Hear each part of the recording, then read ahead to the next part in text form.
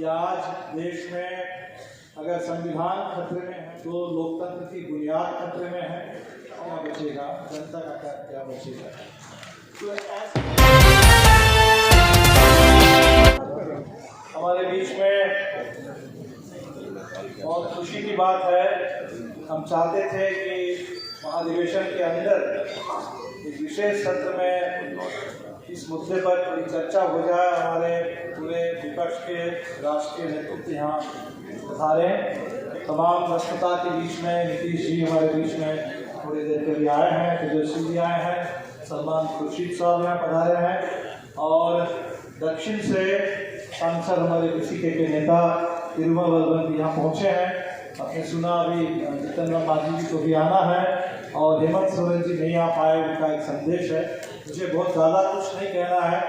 जो आज का इस हमने कन्वेंशन का मुख्य नारा रखा है ये हमारे सबके सामने बहुत साफ है कि आज देश में अगर संविधान खतरे में है तो लोकतंत्र की बुनियाद खतरे में है, और संविधान और लोकतंत्र अगर इस देश में खतरे में है तो उस देश का क्या बचेगा, जनता का क्या बचेगा।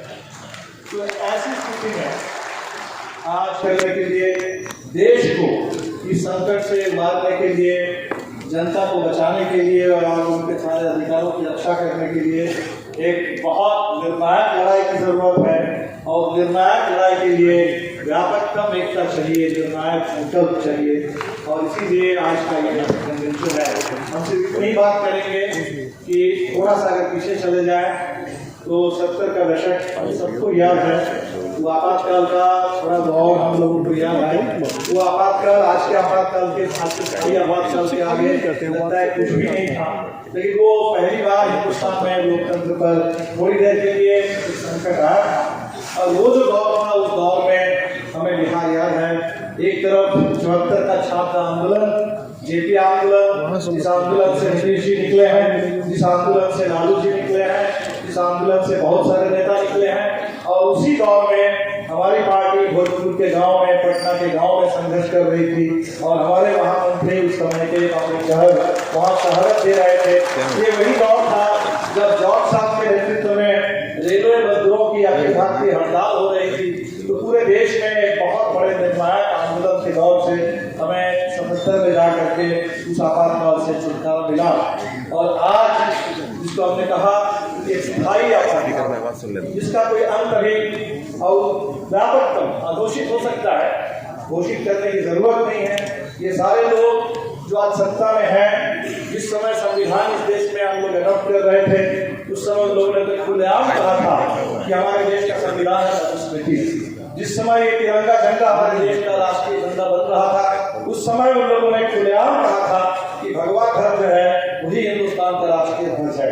बाद में आरएसएस ने कहा कि नहीं, हम संविधान को मानेंगे, तिरंगा झंडे को मानेंगे, उसके ऊपर से पाबंदी हटी। और आज इस तरह से हमारे संविधान को सामने रखकर, संविधान अभी तक सामने रखा हुआ है, लेकिन उसी संविधान का एक तरह से हर तरह से उसको तहस नहस कर रहे हैं। संविधान के प्रिएम्बल में जो सोशलिस्ट, सेकुलर, डेमोक्रेटिक रिपब्लिक की बात है, उस रिपब्लिक पर हमले हैं। संविधान को बनाने वाले जो भी पीपुल, हम भारत की जनता, हमारी विशालता, हमारी विविधता, हमारी व्यापकता को लेकर के हमने इस आज़ादी का आंदोलन लड़ा और आज़ादी के आंदोलन के जरिए ये संविधान हासिल किया। हमारे सारे अधिकार रख रहे हैं। और जो इस रिपब्लिक की जो बुनियादी इकाई है हमारे देश के नागरिक, उस नागरिक के परिभाषा नागरिकता की बदल करके नागरिकों को प्रजा में लग रहा है कि कोई राजा है और राजा की कृपा पर हम इस देश में जी रहे हैं। लगता है अंग्रेज लौट रहे हैं, हम उसके गुलाम हो गए हैं। तो फिर एक गुलामी के दौर में, अधिकारहीनता के दौर में नागरिकों को धकेल करके उनको प्रजा में तब्दील किया जा रहा है। तो ऐसे दौर में निर्णायक लड़ाई की जरूरत है। हमारी जो सरकार है वो दोनों मोर्चे पर काम करती है, सरकार भी और वो आरएसएस बीजेपी का गठबंधन है। स्टेट और स्ट्रीट, उनके हाथ में स्टेट पावर है और पूरे स्ट्रीट में नफरत और हिंसा का तांडव मचा रखा है। तो स्टेट और स्ट्रीट का ये जो कॉम्बिनेशन आज हिंदुस्तान के फांसीबाद के पास है, उसके खिलाफ हमारे पास भी वो पार्लियामेंट के अंदर की पूरी बहसें, पार्लियामेंट की पूरी राजनीति, उसके साथ साथ हमारे पास भी जो स्ट्रीट का आंदोलन है, सड़क का आंदोलन है, पीपुल पार्लियामेंट और पीपुल, ये कॉम्बिनेशन हमें बनाना पड़ेगा।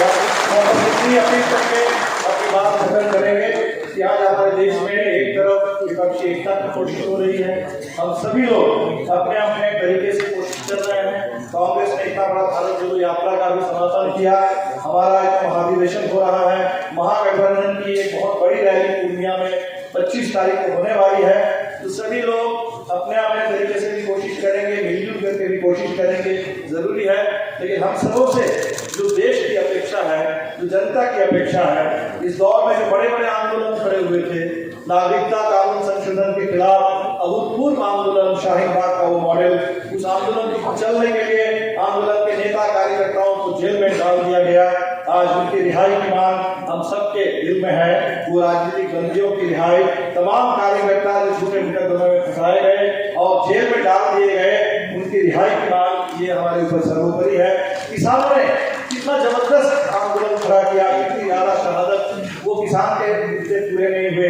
और बिल्कुल इसी तरह आज चाहे हमारे नौजवान रोजगार के लिए आंदोलन कर रहे हैं, निजीकरण के खिलाफ मजदूर आंदोलन कर रहे हैं, जोशीमठ बचाने के लिए, पूरे देश के पर्यावरण को बचाने के लिए लोग लड़ रहे हैं। जितने आंदोलन हो रहे हैं, वो आंदोलन की गति, आंदोलन की जो गूंज है, वो हमारे विपक्ष की एकता को भी और ज्यादा ऊर्जा दे, प्रेरणा दे और व्यापकता के साथ, विशालता के साथ हम सब लोग मिल करके इस मुश्किल दौर का मुकाबला करें और हिंदुस्तान को इस दौर से निकाल करके आगे बढ़ाने के रास्ते पर ले चले।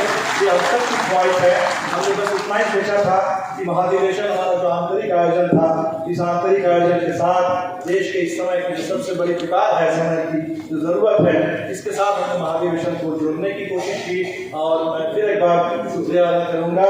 नीतीश जी अपने मुख्यमंत्री की पूरी व्यस्तता है, पिछले 1.5 महीने से यात्रा पर थे, समाधान यात्रा पर, इसके बावजूद उन्होंने समय निकाल करके हमारे बीच में आए हैं। तेजस्वी जी भी आए हैं और बाकी सलमान खुर्शीद साहब भी आए हैं, चिरुमा भाई वहाँ से आए हैं। उन तमाम साथियों का मैं बहुत बहुत शुक्रिया अदा करता हूँ और उम्मीद करता हूँ कि इस दौर में जो बिहार से बात निकली है, वो बात हर कोने से निकलेगी और देश में बड़ी एकता और बड़ी एकता के साथ साथ निर्णायक आंदोलन और इन दोनों के कॉम्बिनेशन से निश्चित तौर पर 24 में इस देश को, जिसके लोकतंत्र को कैद कर लिया गया है, संविधान पर लगातार हमले हो रहे हैं, लोकतंत्र और संविधान और मुल्क की हिफाजत करने के लिए निर्णायक जनादेश हिंदुस्तान देगा। 2024 में हम सब लोग इसकी तैयारी में लगे थे। बहुत बहुत शुक्रिया आप तमाम साथियों का आज के सम्मेलन में आने के लिए, सम्मेलन में आने के लिए। फिर एक बार पार्टी की ओर से आप सबका मैं तहे दिल से शुक्रिया अदा करता हूँ।